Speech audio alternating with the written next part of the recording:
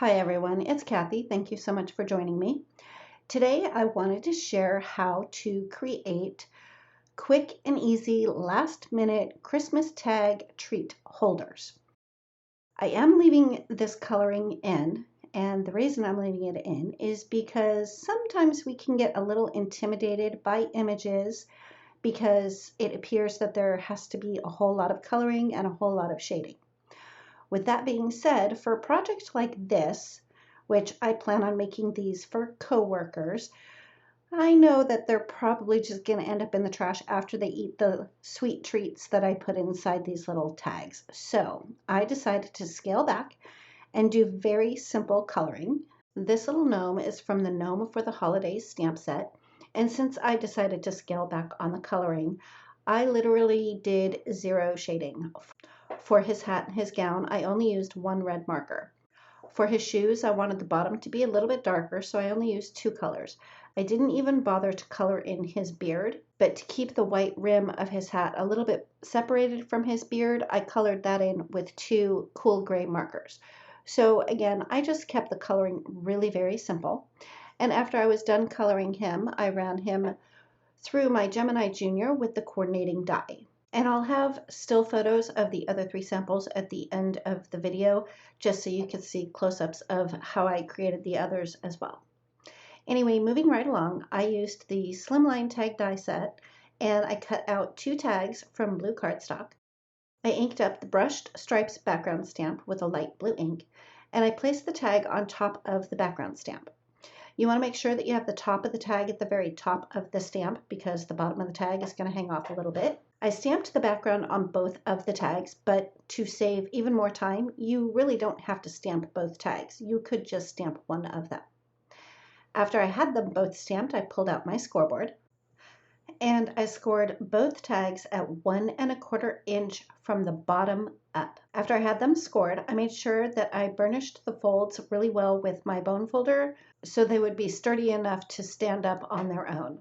I die cut the tag reinforcers from red cardstock and used liquid glue to adhere those to the tops of each tags. Next, it was time to adhere the tags together to create the gift holder for the treats that are going to go inside. I used my tape runner on the bottom of one tag, and then I took the second tag and lined up the edge of that tag right up against the score line on the tag where the adhesive is.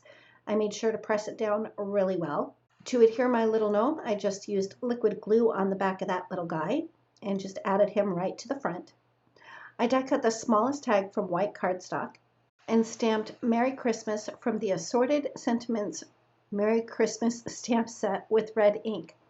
I'll be sure to have everything that I used listed in the description box below for you.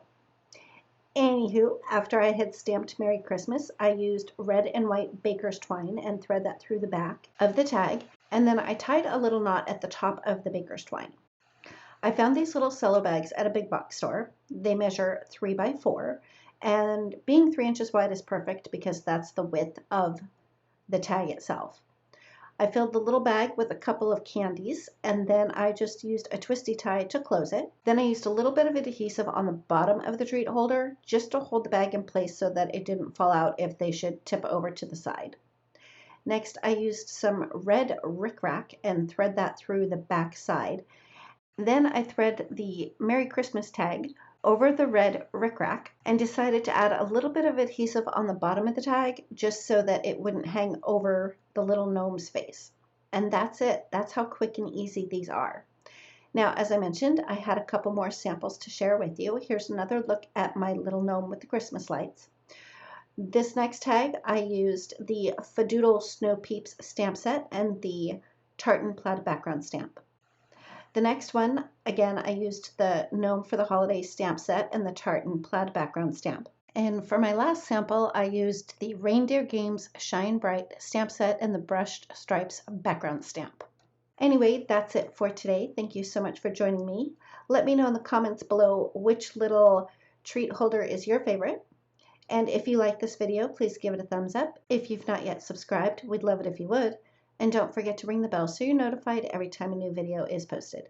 Thanks again, and we'll see you next time.